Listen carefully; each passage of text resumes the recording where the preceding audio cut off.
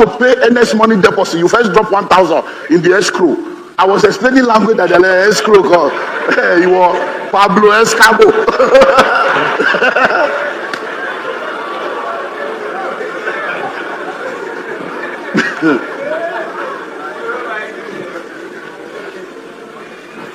So when people insult us today, no be today. Number 3, wealth mentality. It drives you to structure your lifestyle to preserve and continue to grow the wealth that you have created. When you have a wealth mentality, you don't live anyhow. I don't know why. I will go back to the $10 book again. When you read that book, you will know. You know one of the reasons why I love that book? Many reasons. But one of the reasons why I love the book is because it validated everything I've been teaching. So now people can now see that, okay, because now somebody in that realm has brought out the secret. It validated many of the things I've been saying. And number 2, he spoke truth. I don't agree with all the things he did, but it just shows you truth. The way this nation works, the way things work, he spoke everything there.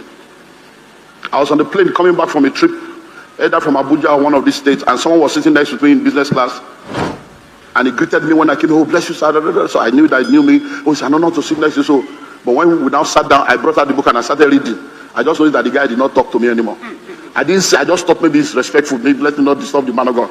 I kept reading. At the point, as if he couldn't say, "Excuse me, sir. Why are you reading this book? What are you reading here? I don't understand.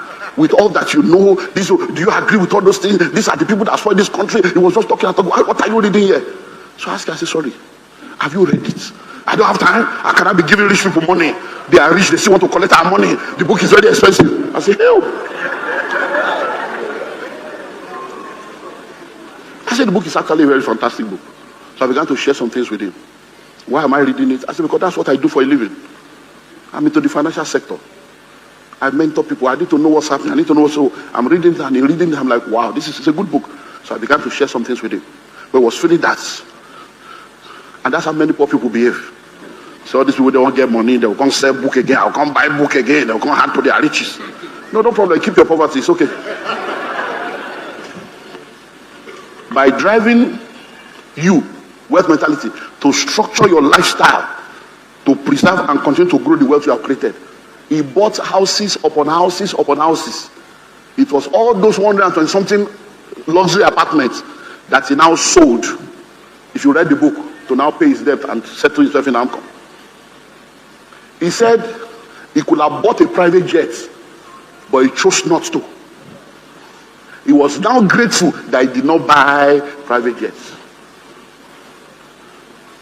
Let me tell you something for free. Whenever you see people flaunting money, they are poor. So when you see all those people that will put dollar on the table or put money and they'll be sharing money on social media, they are mentally poor people. You see, there is a kind of money you labor for that you don't spend like that. But you see, because many of you don't understand that there is even fake money and there is ambi money. Flyer, ambi, you don't know. You think it's real money, so you are just killing yourself for nothing. When you have wealth mentality, you don't live anyhow. Many of you have more clothes than I have. You have more shoes than I have. Because you are trying to prove a point that does not exist. Hello? If you spend every money now, my wife knows, my children know, my small boy knows that we are not poor, but the fact that the money is available does not mean it must be spent. So one of my joys when my son said, "Hey, Dad, this I need this. Can it fit into the budget? Is it in the budget?" I said, "No, it's not in the budget. It's not happening." We still had a discussion about something. He was asking for this money. He said, "I said, no, don't be in a hurry." He said, "You promise." I said, "When did I promise?" He said, "You promised that when I'm 13. I said, "Are you 13? I said, "Why are you in a hurry? You have 4 months ago. We are already in the 2026. Relax." Hello? Structure, like, look. The kind of blessing that God has blessed me with, I cannot operate the way some of my friends are operating. You know why? Most of my friends are older than me. Most of my friends did not have the experience that I have. You know why? Many of my friends, they are in what we call emptiness. All their children have graduated university. Some of them are already grandparents. Me, I have a 12-year-old boy. Don't deceive yourself. School fees ship on what you. So even if I have the money, when I sit down And I asked her, because you see, your last born plus 20 years is your deliverance. You that you are giving birth, your wife is getting pregnant every year. You are giving birth like sardine, as if you are trying to win an award. Just the play, go on song. So the day you give birth to your last born, add 20 years to your life. That's the day you'll be free, potentially, not fully free, potentially free from school fees.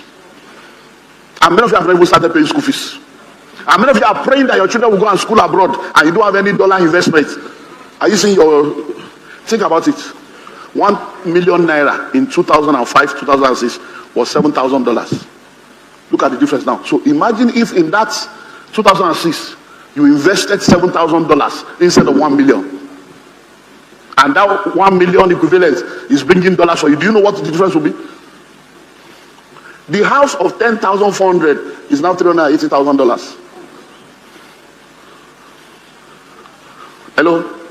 But the land of 4.5 million then is also over 200 million now. Are you seeing the difference? Time. So I don't compare myself with anybody. So if you are sitting down here right now, you are 40, and your wife is still about to get pregnant for another one. By the time they now give birth to the child at 41, it means that at the age of 61, that your mama should PTA, you'll be going for PTA meeting. You don't understand. You have no idea. I'm telling you, you have no idea. So I don't compare myself with them. I will not spend money the way they spend money. They say, you are an man, you are too stingy, but no problem. Whatever you like, call it. All their children have gone, many of them, their children are working. They don't have any other expenses. No responsibility, no nothing. They have their house, they have everything. You now want to compare them with me that still have GSS boy. As you might say GSS, as you might say SS, as you might say university, as you might say masters. That's what wealth mentality does. It helps you to structure your life in such a way. This palm tree we are doing now, ask anybody. As I say, you see this palm tree thing? Palm tree will take 5 years to grow. And once it grows after 5 years, it will be producing money for the next 70 years. I said, do you think me, I'm going to sit down with you people to be discussing palm tree matter? I say, add 10 years to my life. You think I'll be talking palm tree? No. I said, all of you have to grow up, we'll structure it very well, and everything has to be working. You people will be the MD, you'll be the CEO. You think I'll be sitting down with you people for the next 40 years, come and grow palm tree? Hello? I will put money in the palm tree so that the palm tree will pay the school fees of, by the time the guy is entering university, the palm tree no matter what school here. So let's begin to move towards the end of this, my first session. What are the 4 underlying factors? 4 underlying factors of a wealth mentality. 4 underlying factors. Number 1, it enables wealth building actions to become habitual.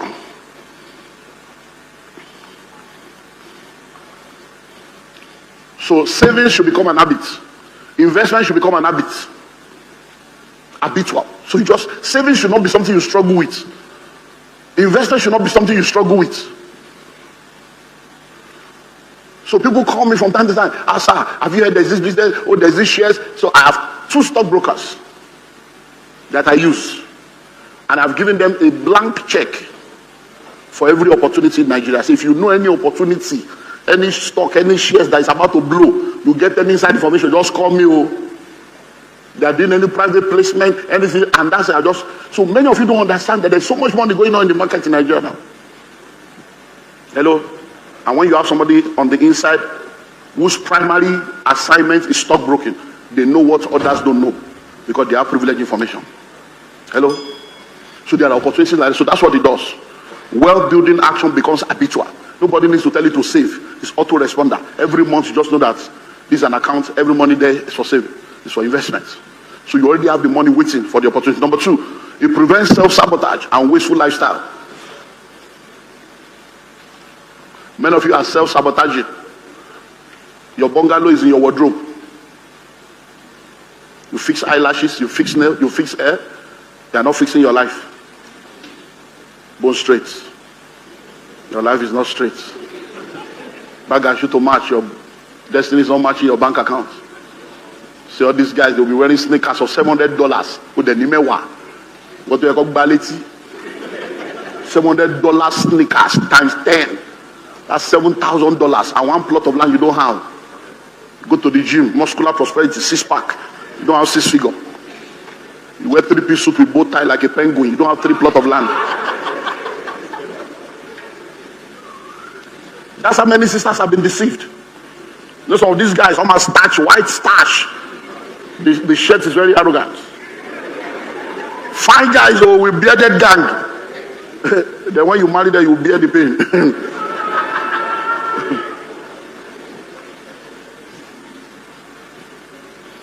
Self-sabotage. Many of the money you should have used to plan your life, you have finished it in December. How far? Welcome to the new year. School fees and house rents. And you won't collect salary until February. Were you not thinking? That's why people fight pastors. So you already know the covenant of first fruits. You know. Come on, first fruits. Oh, more. The January already. Oh, I just push in December. When they paid you 13 months in December and they paid you bonus, common sense should have told you that my December salary will take care of my January expenses, my bonus will take care of my December. There is many free food everywhere in December, so I can plan well. Then when we now enter January of first fruit, you now begin to re-examine scripture. You are now looking for different translation to tell you that first fruit is Old Testament, New Testament. You now enter dichotomy that is not your own. And you now use January to mess up the whole year. You now fast 40 days with disobedience. Number 3, the wealth mentality prevents you from being a victim of change. Changes will always come. When COVID came, many of you saw what happened. But for some of us, it was not a problem. Because by virtue of wealth mentality, we're already saved. So we already know that you have to have between 6 to 8 months of your living expenses saved up in cash. We already knew that you have to have multiple streams of income. We already knew that you have to have money in foreign currency. So today now, no matter what happens to the Nigerian currency, no matter what happens to the economy, some of us can never be affected anymore. Why? We have learned by the mistakes we have made to now know how to structure our life so that change will not affect us. Did you not see how dollar moved? From 650, 700, 750 to 1,005, 1,007, it was going to 2,000. He even entered one night for a day or two and came back again. Do you know how many lives have been ruined in the last 2 years? But for some of us, it doesn't matter.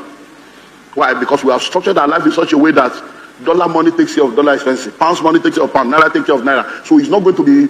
By the time, do you know how many people brought back their children from school to come and school in Nigerian university? Do you know how many people have to let go of their houses in the UK, in the US? People that have relocated. I can tell you stories, fact and figure. I pastor thousands of people, so I can tell you stories. These are not things, real life. People that had houses in London, that had come to Nigeria, and they were still paying their mortgage. And mortgage in London then, they were paying mortgage of 2,000, and 2,000 was just 5 million naira. So every month they're just sending 5 million in 2,000, and then all of a sudden, it became something else. All these people that did japa, do you know what they're going through? Better don't envy anybody. All those people say, where's your family? They're in London. Where's your family? They're in Canada. If you know the sweat under the suit, 2-bedroom like this in Canada, 2-bedroom like this, 2007, $3,000. So somebody that the $3,000, so with 5 million from Nigeria, when you change it to dollar, they'll pay car, this, pay that, you are good. Now, I know the problem. I don't know. I know many of you may be in that, so let me help you. You see, the business in Nigeria, I wish I have a flip chart. That's why they are not only facing financial pressure, their marriages are in shambles. You know why? Because you are here now struggling to gather naira. Before, all you needed was 5 million naira to take care of them in Canada. Now you need 15. Please help me understand. Which job will you be doing in Nigeria that you can easily let go of 15 million monthly to go to Canada? And you two will still take care of yourself and the house here in Nigeria. Whatever business you are doing that can let go of 15 plus your own 5, that means you are taking an average of 20 million times 12. That means you are going to be taking like 300 million from a business in Nigeria to finance a relocation in Canada. That is not generating revenue because your wife is in school or she doesn't have a good job and you are believing God. and then the business here is now dying. Then that's just that one. Then you now want to go and see them. At least, worst case scenario, you do twice a year, so somebody is servicing your wife for you. So you do twice, they will do 10 times. Reality, because when the cold enter, it's your wife that will say, can you please just hug me? You know, it's your wife that will go and ask for, not that they will say, this is your wife, she just needs a hug. Because there are cold that winter jacket cannot handle. So to now save yourself, say, no, babe, don't worry, I'll be coming every 3 months. So every 3 months, economy class is 3.5 million. Economy. Yeah, you're a big man, you don't do economy. So that's 9 million times 4 plus all the other. So are you seeing now you spend almost $500 million? Now the family you are now spending $500 million on, you are not there, your children are growing up without you, your wife sees you as an absentee husband. So upon all the stress you are going through, when she's stressed out, no, what are you even doing? What did you even do for us? You feel angry, you feel bitter, then the covenant will tell you, be a man, relax, have mercy. What did I do for you? Your father and mother combined, could they take you abroad? But you can't say that on the road.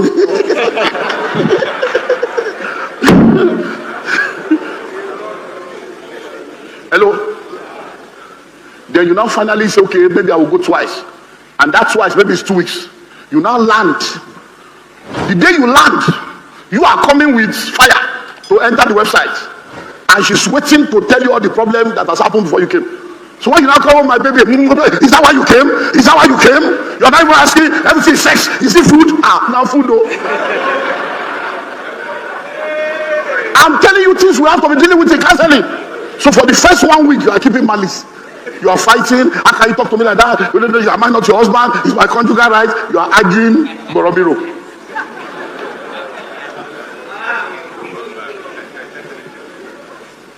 Then maybe it's now a day or two before you go. You now say, hey, let's do, so that you not say I didn't give you. It's not as if they are doing you a favor. As if you are now one useless boy. The humiliation of marriage. And that's what you are envying. You will now return, that you get to the office, there are breasts everywhere. Everywhere you go, everything they are giving you, they are serving you on the platter, and somebody is depriving you or something. Hello? You have no idea what you are going through. Why are you crying? Sorry, I didn't plan. Sorry, I didn't know it would cause somebody to be crying. That means it's your, don't worry, the Lord will heal your marriage. The Lord will intervene for you. Camera, please don't show them. So I didn't know that somebody will be crying. It's prophetic then. Okay. Number 4. It shields you from multitude of consumer-driven proposition. Consumer-driven proposition. Everywhere you go, everywhere you turn, everybody wants to collect your money. Everybody's coming up with products and services to take their portion from your pocket. It is wealth mentality that helps you to know this one is not for me, that one is not for me, this one is not for me. That something is raining does not mean you should be a part of it. Because everything that rains will stop raining. But there are some things that will rain forever. That will rain. So you don't have to enjoy every move, every fad. By the time you enjoy every move and every fad, one day you will now wear your own and say, this is 2002 now. You're like, what do you mean 2002 as well? My own clothes will never spoil. Your case should not be like the case of people that do ashwebi for wedding. And the ashwebi lasted more than the wedding. They say ashwebi 50k, 70k, 120k, 200. So we now spend 150 to buy ashwebi. Then 2 weeks later, you now say the marriage is no more, respect our privacy. Otishi, just the play. Which privacy? Respect your privacy. When you were selling clothes to me, did you consider my privacy? When you brought it to social media, it is no more a private matter. It's now our matter. We are social media in-laws. Respect our privacy. Please, nobody should wear the clothes, not to save us of the trauma of the pain. I shall 150. Tailor about 15,000. Oh, the 165. We go wear. I will wear it till the fade. In fact, I will use it to do Insta life.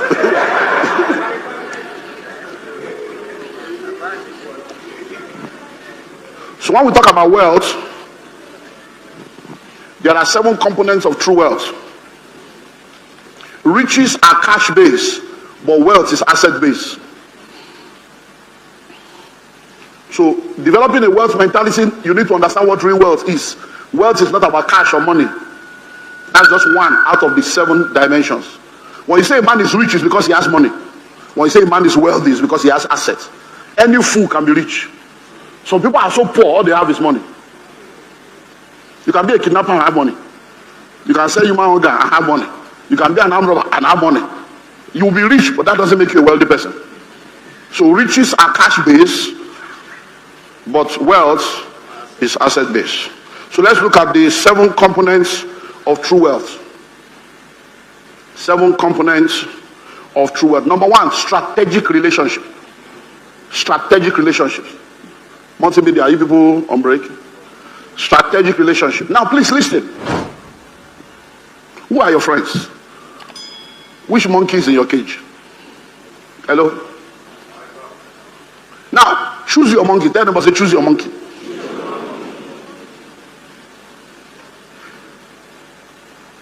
Marriage is like a life sentence where you are permitted to choose your cellmate. Because once you marry, it's forever. But you use your hand for what I share, you use your hand to choose the soul. That's the same way friendship is. But the difference between marriage and friendship is that in friendship you can hire or fire. So choose your monkey. They say it takes a village to raise a child. They say I don't do village. Or you can create your own village. Hello? That's what Moredica and our team will help us see. Create your own village. So I teach in this church, I teach to people. I say, look, we still need villages to raise children. No? So look for other couples that share your value. Let's come together, 5 couples, and sit down and say, look, as a family, we want to be our village to raise our children together. These are our values. If you see my daughter doing anything on social media, tell me. Oh, don't say you don't. Tell me. If you see my son, Bami Koniko, give people permission to be in your village to help you raise your child.